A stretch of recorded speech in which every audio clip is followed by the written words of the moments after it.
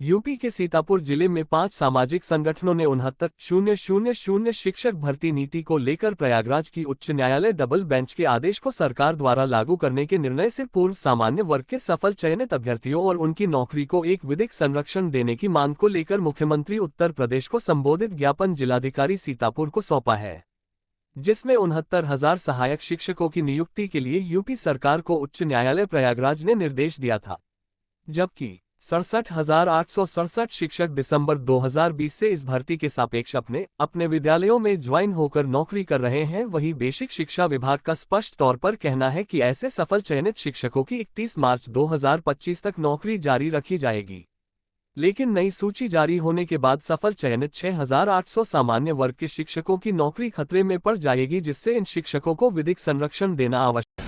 देखिए, इस समय उत्तर प्रदेश में बहुत बड़ा मुद्दा है और अगर सरकार ने समय रहते नहीं चेती तो पूरे प्रदेश में देखिए वही आग लगेगी जो एक ज़माने में आरक्षण के मुद्दे को लेकर लगी थी। 69,000 शिक्षक भर्ती के प्रकरण पर ऑनरेबल हाईकोर्ट की डबल बेंच ने अभी एक ऑर्डर पास किया।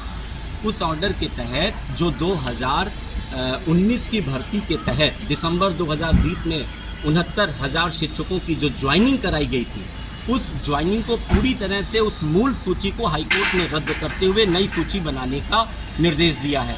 और उसमें जो हाईकोर्ट का जो ऑब्जर्वेशन है, उसमें जो सरकार ने आज की डेट तक ऐसा वादा नहीं किया है कि जो नई सूची बनाई जाएगी उसमें किसी भी शिक्षक को नौकरी से वंचित नहीं किया जाएगा।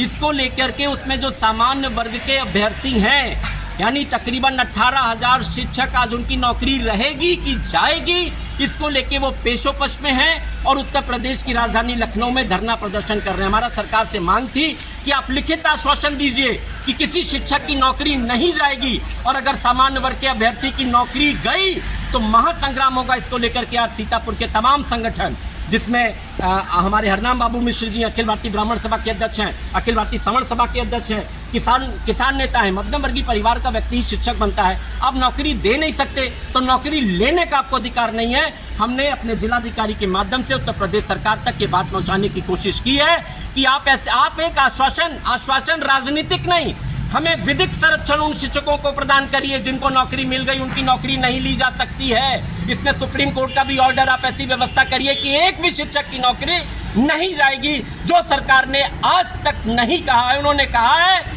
जो प्रभावित हो रहे होंगे उनको सत्र लाभ मिलेगा, यानी मार्च 2025 में नौकरी का सत्र पूरा होते उनको हटा दिया जाएगा। ऐसे 7,000 शिक्षक हो सकते हैं, 8,000 हो सकते हैं, ये नहीं होने दिया। हाँ, सरकार अगर नहीं मान रही है तो आप समझ लीजिए आग लगेगी, चिंगारी। क्या सरकार चाहती है कि सवर्ण और आरक्षित वर्ग में क्या कोई संघर्ष शुरू हो?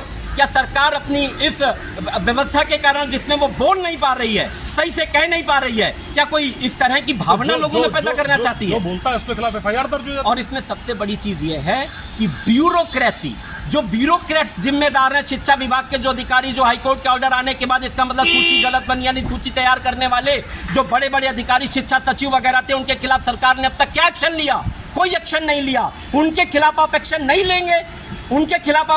लेंगे, और आप एक्शन किसके खिलाफ लेंगे? जो गरीब वर्ग का आदमी, वहां पर सामान्य वर्ग का आदमी जो शिक्षक है उसको आप नौकरी से निकाल देंगे। नौकरी से निकाल के तो सरकार सोच कर देखे, संग्राम होगा, लाखों लोग सड़क पर होंगे, ये भावना सरकार तक पहुंचा। रोजगार एक इशू है और रोजगार के इशू पे अब रोजगार पाने वाले को बेरोजगार करेंगे और सरकार अगर बात नहीं करेगी तो इंकलाब होता है। मैं आपको बताऊं, सरकार को चेंज आना चाहिए। उसके लिए अलार्मिंग पॉइंट है, उसके लोकसभा चुनाव का रिजल्ट देख लिया, विधानसभा चुनाव आने वाला है। सरकार समझ ले कि बिल्कुल टैक्टिकल बात करे। अगर सामान्य वर्ग के भर्तियों को वो इस तरह कूड़ा समझेंगे तो वो अपनी ताकत दिखाएगा सड़क पे आके। सरकार जो है democracy for the people, of the people, by the people, जनता से होती है, ब्यूरोक्रेट से नहीं होती है। सरकार को समझना चाहिए सरकार नौकरशाही पे डिपेंड है, इसीलिए उसका ये हाल है।